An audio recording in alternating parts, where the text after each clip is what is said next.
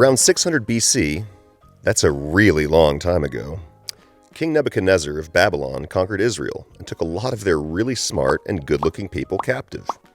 He gave 4 of these really smart and good-looking people new names: Shadrach, Meshach, Abednego, and Belteshazzar.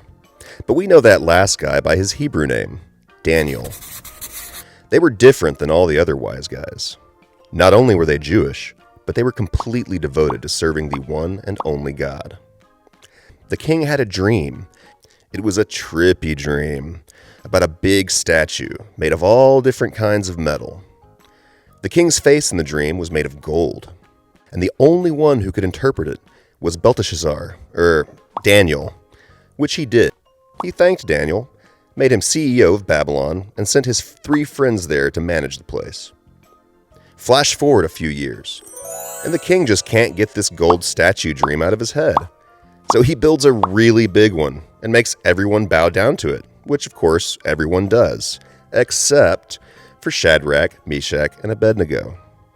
The other jealous wise guys tattled and said, "Hey, they aren't obeying the rules." The king was like, "Hey, what gives?" The 3 wise guys were like, "Sorry, we don't have a choice. We just can't do it." The king was like, "Dudes, you're going to die if you don't." They said, "Well, if God wants to save us, he can. If not, then that's okay too. But we aren't bowing down to your big gold face." The king got mad, threw them in a big fiery furnace. But guess what? They were fine.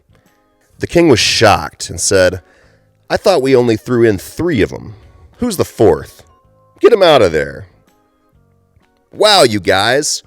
How'd you stay so cool in a place that was so hot?" "It was God," they said. "He did it."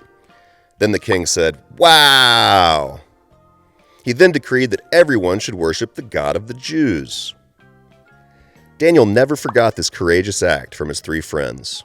So when the country changed hands and a new king came to town, the other wise guys tried to get rid of him too.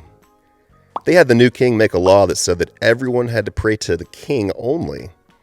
This was something Daniel just wasn't going to do. And when he kept praying to God, the jealous wise guys tattled and said, "Hey, Belteshazzar isn't obeying the rules." The king liked Daniel, and so he said, "Dude, I'm sorry, but you got to spend a whole night in the lion's den. Think you can handle that?" Daniel said, "Sure, no worries. I saw what he did for my 3 friends. Lions are nothing compared to an oven."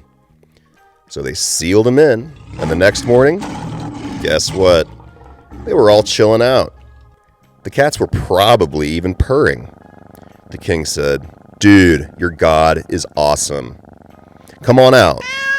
But don't feel too bad for the hungry lions, because the king ended up feeding them wise guy sandwiches."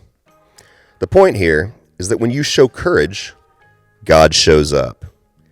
It may not be as dramatic as this story was, but one courageous act can have big and lasting consequences.